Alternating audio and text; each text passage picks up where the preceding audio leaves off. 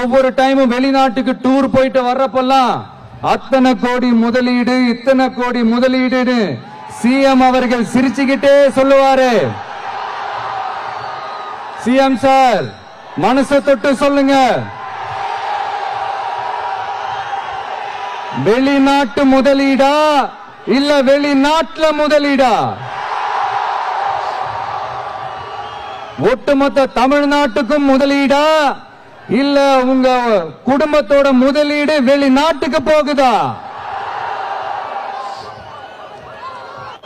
விஜய் அவர்கள் பேசிய கருத்தை நான் வரவேற்கிற காரணம் என்னன்னா, இதனுடைய சரித்திரம் அப்படிப்பட்ட சரித்திரம். இதற்கு முன்பு வெளிநாடு போகும் பொழுது பிரைவேட் ஜெட்டில் ஆடிட்டை கூட்டிட்டு போனாங்க. துபாய்க்கு முதலாக சென்ற பொழுது திராவிட முன்னேற்ற கழகத்தினுடைய குடும்பத்தினுடைய ஆடிட்டரா இருக்கிறவங்க அதற்கு முன்னாடி ஒரு நாள் முன்னாடி பிரைவேட் ஜெட் ஃபிளைட்ல போனாங்கன்னா மேனிஃபெஸ்டோ ரிலீஸ் பண்ணோம்.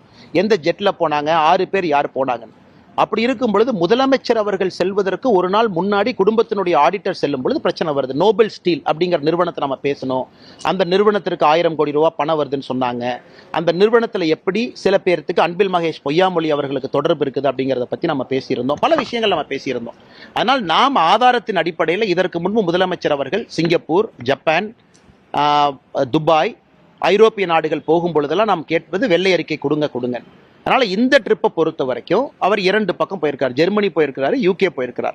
அதனால விஜய் அவர்கள் இன்னைக்கு அதை பத்தி பேசுறாங்க அப்படின்னா திராவிட முன்னேற்ற கழகத்தினுடைய பழைய சரித்திரம் அந்த மாதிரி.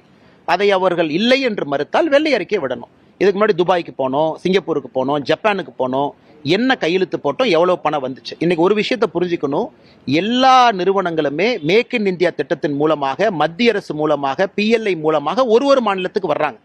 அவங்க வருவேன் என்று சொன்ன பிறகு இங்க இருக்கக்கூடிய இன்வெஸ்ட் தமிழ்நாடு அங்க போய் அவங்க கிட்ட ஒரு டீலை போட்டு முதலமைச்சரை போய் போட்டோ எடுப்பதற்காக இங்கே அமர வைத்து போட்டோ எடுத்து ரிலீஸ் பண்றாங்க. இது இவர்கள் கொண்டு வந்த முதலீடா அல்ல அந்த நிறுவனங்கள்? நான் ஒரு விஷயம் புரிஞ்சுக்கணுங்கன்னா, ஒரு மல்டிநேஷனல் கம்பெனி ஒரு முதலமைச்சர் போறாருங்கிறக்காக 100 கோடி போட மாட்டாங்க, 500 கோடி போட மாட்டாங்க. ஒரு வருடத்திற்கு முன்பே முடிவு செய்வார்கள், அடுத்த ஆண்டு எக்ஸ்பான்ஷனுக்கு நான் பணம் போடணும்.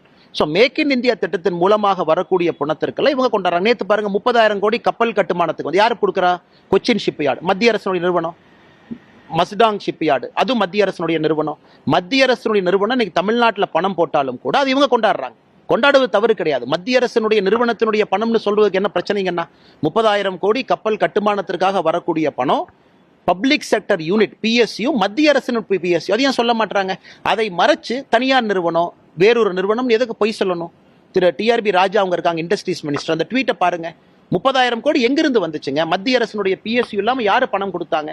எல்லாத்தையும் மறைச்சு எத்தனை நாளைக்கு அவங்களால வண்டி ஓட்ட முடியும்? அதன் அடிப்படையில் திரு விஜய் அவர்கள் பேசியிருப்பதை நான் வரவேற்கின்றேன்.